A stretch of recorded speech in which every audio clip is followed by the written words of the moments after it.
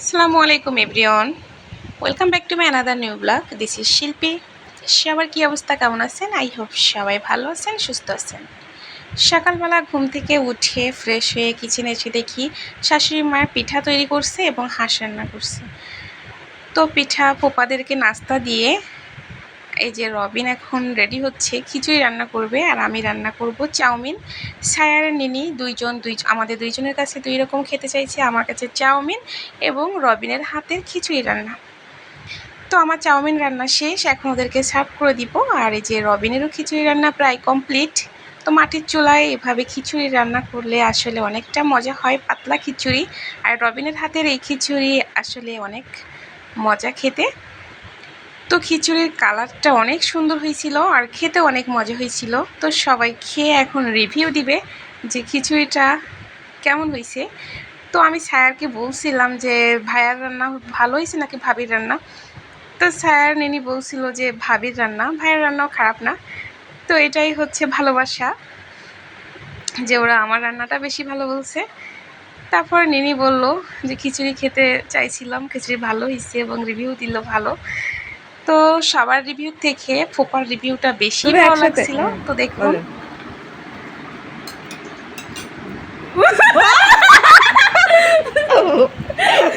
তারপর গাছ থেকে একটা লেবু পেড়ে নিলাম আর আমি এখানে বেগুন ভর্তা করব।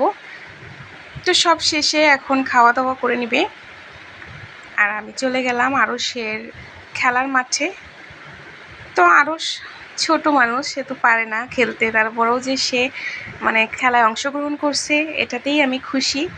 আর এখানে আরশের থেকে বয়সে বড় ছিল বাচ্চারা, আরশের বয়সী কেউই ছিল না, এজন্য আরশ ওদের সাথে পারতেছিল না।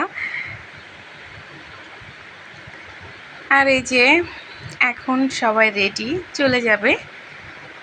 তো বিদায় বেলাটা খুবই কষ্টের। তো সোহেলা আরশের সাথে কিছু পিকচার তুলে নিল দাদা দাদি।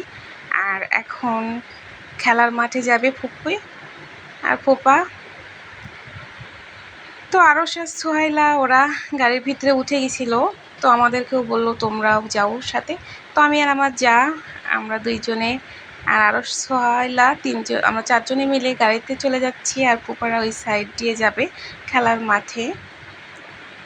তো আমরা সবাই খেলার মাঠে পৌঁছে গেলাম আর ফুপারা একটু স্টেজে যেয়ে বসলো কিছুক্ষণ। আর এখানে হাড়ি ভাঙা খেলা চলতেছিল আর এখনও অনেক খেলা বাকি। তো এখানে অনেকের সাথে দেখা হয়েছিল, ফুপার আগে থেকে পরিচিত ফুপির। তো সবার সাথে কিছু গল্প করলো এবং ভাবিরা আবারও হাতে উঠাই দিল। আসলে খুবই মজা করে নন্দাইকে পেয়ে।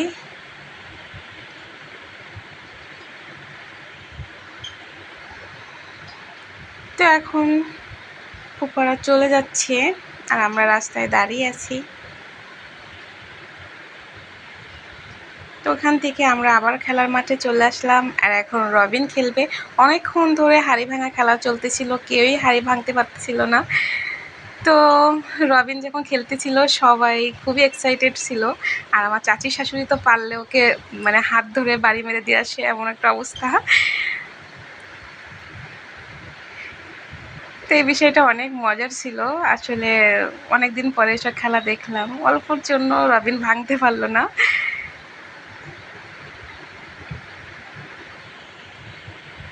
তো এখান থেকে আমরা বাসায় চলে গেলাম আর বাসায় যেয়ে রেস্ট নিয়ে একটু ঘুমায় ফুটছিলাম। তারপর সন্ধ্যাবেলা আমার ভাই আমাকে নিয়ে আসছিল আর এটা আমার আব্বুর বাড়িতে চলে আসছি। তো আমার ভাই আমার ছোটো বোনের মেয়েকে ঘুম পাড়াচ্ছিল, আসলে মামা এমনই হয়। তো তারপর আমরা একটু বেড়াতে যাবো। এখন সন্ধ্যাবেলা আমার বড় ফুপু অসুস্থ, আমি ফুপুকে দেখতে যাব। তো আমি আর আরশ সোহা যাচ্ছিলাম আর আমার ভাই, আমার বোনাই আর আমার বাবা। তো যাওয়ার পথে আমরা মিষ্টি কিনে নিলাম।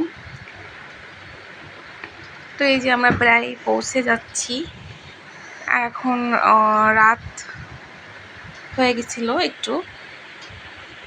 তো অনেক দিন পর ফুপুর বাসায় যাচ্ছি, তো খুবই ভালো লাগতেছিল।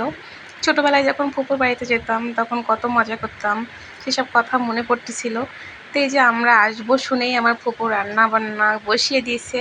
আসলে ফুপুর আদর একটা অন্যরকম। তো আমার যে ফুফাতো বোনরা তারা খুবই আনন্দ করতেছিল, আর এখানে আরও সবাই ছবি ওঠাচ্ছিল। তো রাতের বেলা বাহিরে বসেছিল, এই যে আমরা সবাই একটু ছবি তুলে নিলাম, আর এই ছবিগুলো সে আরও ওঠাইছিল। তো আরও সে নানা ভাইকে বলতেছিল এভাবে হাত দাও, ওভাবে হাত দাও। নানা ভাই তো পাগল হয়ে যাচ্ছিল আরও ছোঁয়ার জন্য। তো তারপর আমরা নাস্তা করে নিলাম, আর নাস্তা শেষে ভাত দিয়ে দিল। আমরা জানতামই না যে আমরা এখানে খাওয়া দাওয়া করব। আসলে আমি বের হওয়ার আগেই ফুপুকে ফোন দিয়েছিলাম যে আমরা আসতেছি, ফুপু এত আয়োজন করবে বুঝতে পারি নাই। তারপরে আসার পথে আমার মানে আমার বাবার বাড়ির রাস্তার পাশে ঈদের একটা বড় কনসার্ট হচ্ছিল, তো সেখানে একটু নামলাম এবং কিছুক্ষণ দাঁড়িয়ে সব কিছু দেখলাম। তারপর এখান থেকে আরও সে একটা খেলনা কিনে দিলাম, আর খেলনা কেনার শেষে আমরা এখান থেকে চলে আসব। আর এটা হচ্ছে ঈদের দ্বিতীয় দিনের একটি ভিডিও। তো আজকের ভিডিওটি আপনাদের কাছে কেমন লেগেছে অবশ্যই কমেন্টস করে জানাবেন, আর ভিডিওটি ভালো লাগলে অবশ্যই একটি লাইক, কমেন্ট এবং শেয়ার করে দিবেন। সবাই ভালো থাকবেন, সুস্থ থাকবেন, আর আমাদের জন্য বেশি বেশি দোয়া করবেন। আল্লাহ হাফেজ।